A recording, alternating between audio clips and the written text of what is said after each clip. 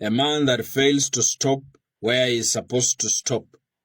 Forces that are mightier than him will force him to stop, but in a very brutal manner.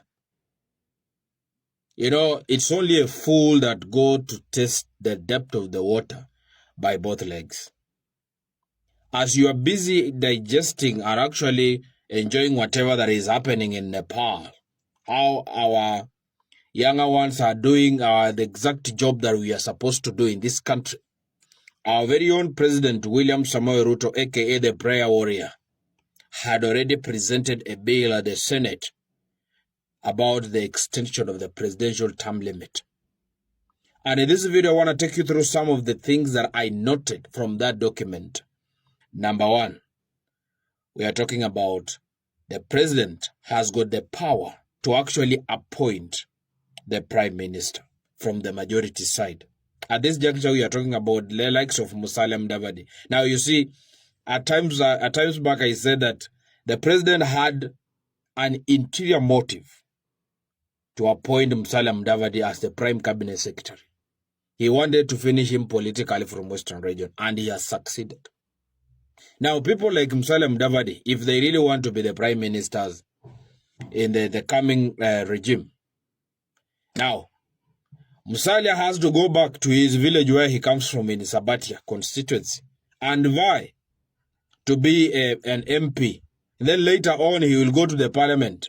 If the MPs will sympathize with him and now appoint him or support him to be the prime minister.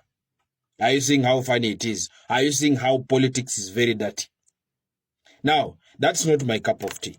We are talking about a president appointing a prime minister from the majority side. At this juncture, let's talk about Gachagua or maybe Matiang'i happens to have the majority in the parliament. The president doesn't care about that because maybe he will know how to maneuver around to steal votes here and there and maybe happens to be a two-term president. Now, he's going to look for either a weak man or a stronger person from that opposition side, an MP, and appoint him to be the prime minister. Now, this is the man that is going to control. Hapa hamna kitu yote. He's going to tell him that left, left, right, right. Kama ni noma, sema noma. He's going to be a worshiper and praise and worship team in his government. And there is nothing the MPs are going to do.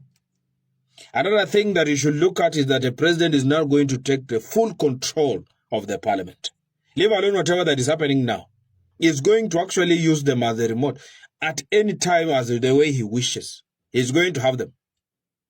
This thing has got the advantage. The advantage is that you being elected as the MP from the constitution level and being appointed as the prime minister, it saves pesa zinaendaga to the people of Musalia Mudavadi or the people of like Raila Odinga or whatsoever who have been appointed to work as the prime minister. Now, you being at the MP, you will save this money yenye watu wanakula kila siku, like 1.5. Let's talk about Musalia getting 1.5. Now, you being the MP, after all the things umekatwa, you go home with 700,000 at the end of the month. Now, utaongezwa to maybe 400 shilling to be 1.5 or 1.2 million as the salary. So it means that it's just an increment of from 700 to 1.2 as compared to another idiot being appointed somewhere outside there. Alafu wanaenda wanampatia 1.5 million. Alafu wanampatia staffs and other people who are being paid in that office. Just like whatever is happening at Musalia Mudavadi's office pale railways. Akona staffs wamejaa, watu wanafanya kazi, common mwananchi anatumika kulipa hawa watu and there is nothing meaningful. In fact, that office is not even non-constitutional. Another thing is that now the president is going to have more power as compared to anyone. He will do anything as whatever he wishes. Now, they are going to as far as telling us that they want to start by the MCAs or extend you a term limit from 5 years to 7 years. It's a good thing. Yes, for me, I feel like it's a good thing if you look it from the positive side. Because the MCs are going to have power, they are going to have control, and they are going to actually deal with the governor as the way they wishes. But to some extent is a burden. Because sasa, nyinyi mnaanza hivi, this is the way you are going to start by saying, tuliwaletea proposal ya MCA kuongezwa term limit. Now this one, you did not have a problem with it. Well, how about tukileta ya president? Unajua mahali kuna moshi, kuna moto. And this is the way they want to do it. I told here that these MPs or the people or the leaders in this country, they don't know if you exist. The only person that wanakumbuka ako is the MCA. That is why when there is a problem, they will always go for MCAs because they know that those are the only people, the younger ones that exist. But other than those ones, sisi ni maumbwa, vile unaonanga ngombe. That is how they see us. So they will come later and tell you, we brought this proposal about the MCAs having a term limit extension of 7 years. You said yes. Now tumeleta a governor, tumeleta a MP, na tumeleta a president. Why are you having a problem with it? Tutagongo hapa here and there, we go on the street here and there, then later on, itapita. That is how they do it. So I just thought that I let you know about this. But I want to tell you the government and the people in this government. Don't take our silence for cowardness, or maybe we are weak. You have seen what our children are doing in Nepal because we are the one who started this game. So if you are really looking for it, we will give you a show that you will keep on regretting. Whatever that happened was just an icing on the bar. There is a problem in this country, and please fix it. We are not interested with your term limits. Some of you are so much tired that we just want you to go home. That's the best thing you can do for us. Nendeni home. Because you have stolen from us. Enough is enough. And that time will come when sasa tutaacha kukaa tutulie, and we will come. I'll come for you. Because some of you will know your homes. So please, this is not right. Alright guys, for this, up to that juncture, I know you can as well drop your comments at the comment section. And for those who want to actually continue about this conversation, you can as well follow me on my YouTube channel at King Obim Official. The link is on my bio. And you can as well follow me on my Facebook page at King Obim page. Up to that juncture, I can as well say, vamos to my YouTube page. Those days when you used to wake up in the morning and the debate is that project is very expensive for Kenya. I don't know, there is a Nairobi Express Highway, it's expensive. How will it be economical to Kenyans? Mau Summit Road, how will it be dams? Those days are gone. Those days are gone. Nowadays you wake up in the morning and the next thing you are seeing on the paper, the headlines on the paper, is how these UDA guys, they are going to extend Ruto's term in office. Others are saying 14 years, others are saying 19 years. 1 year in office, you cannot see what these people have done. You cannot point even one project that these people have done. But the only thing they have in mind is how they can extend Ruto's term in office. The good thing is, any person who voted Ruto, they knew that he's a wolf in sheepskin and this moment was coming. There's no way a person can campaign for 5 years just to be a president for 1 term or 2 terms. That guy started campaigning in 2018. He has never worked. In fact, from 2013, he has never worked.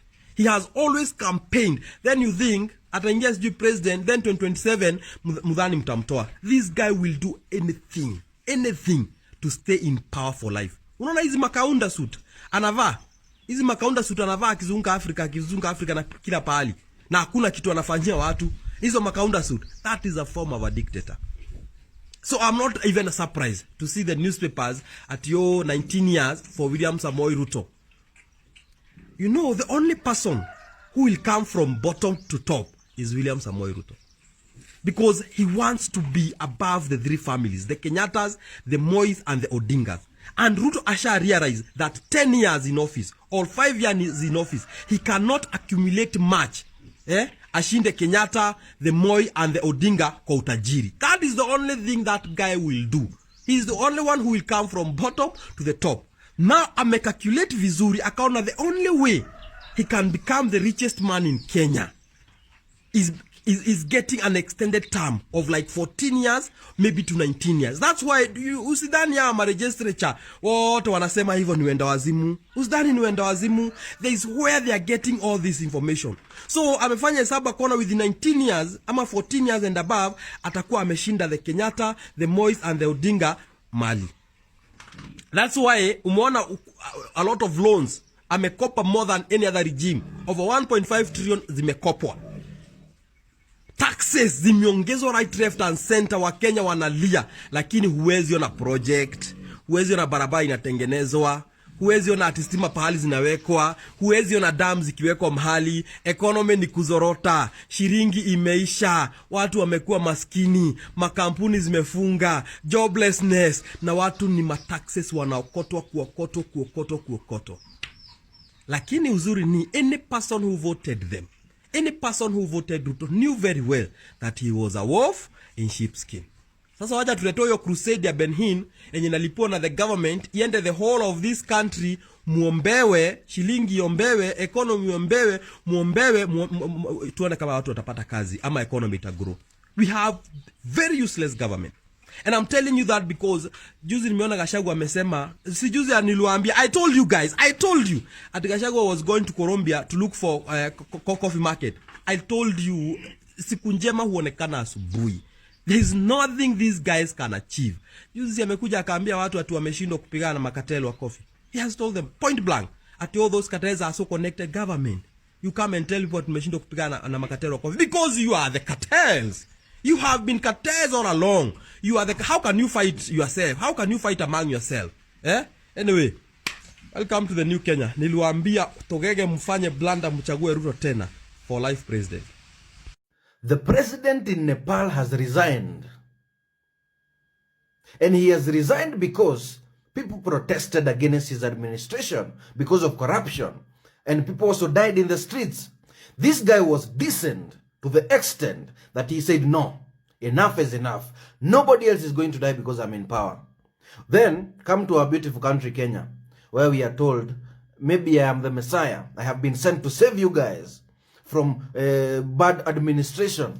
Meantime, nyinyi ni majambazi, Gen Z. You're going to the streets, nyinyi ni majambazi. You are terrorists. Shoot in the leg. Huh? What kind of importance is this that our politicians have? They feel entitled to these positions of power. I mean, we should learn something from that country.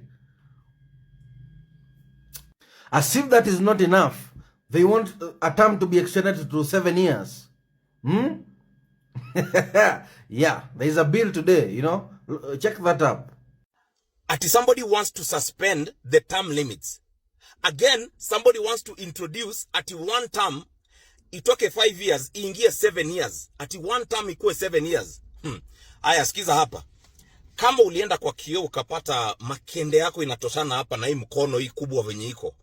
Kama ulienda ukajiangalia kwa kioo ukapata hiyo kende yako imetosha hii mkono, imejaa kwa hii mkono. Introduce hizo term limits zako. Because you know it's been long. Hatujaonana siku mingi. Hatujaonana siku mingi. It has been long. Kama ulienda maybe out na body akakwambia, hey, you have got big balls. Your balls are so big. Then sasa unafikiria sasa juu uliambiwa your balls are big. You will come out here and utupatie term limits. Utuambie You're kidding us. Wacha hiyo monarchy unasema hapo, hata ati kingdom. Hiyo 7 tunagojea kuona mkieka. Hiyo 7 hiyo tunagojea kuona mkieka. Mtajua mjui.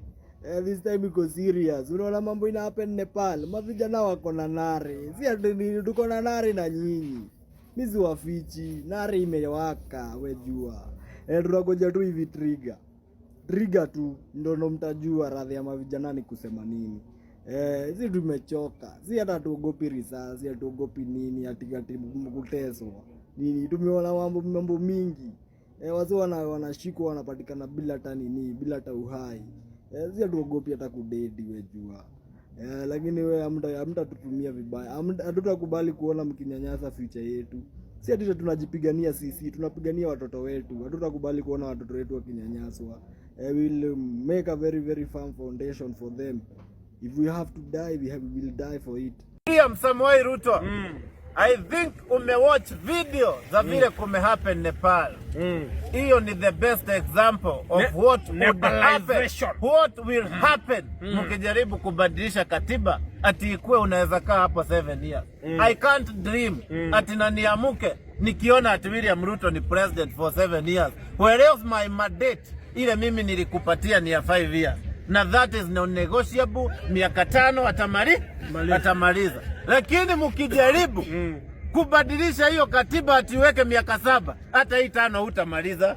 Hebu tuseme ukweli. Akirudi, the supreme power belongs to the people. Hiyo huwezi badilisha, my friend. If you want to change the constitution, leta kwetu tufanye referendum. Na we will. By the way, mkituletea, tutapunguza hiyo miaka ikuwe 3 ama 2. We got all the power to do that. Ama namna gani? The power belongs to the people. Viva! Viva! Viva! Viva! Good.